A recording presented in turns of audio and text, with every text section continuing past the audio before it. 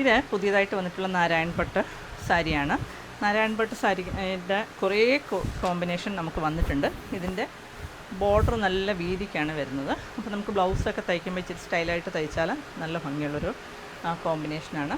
ഇതിൻ്റെ ഒരുപാട് കളേഴ്സാണ് ഇരിക്കുന്ന ഇതെല്ലാം പുതിയതായിട്ട് വന്ന കളക്ഷൻസാണ്.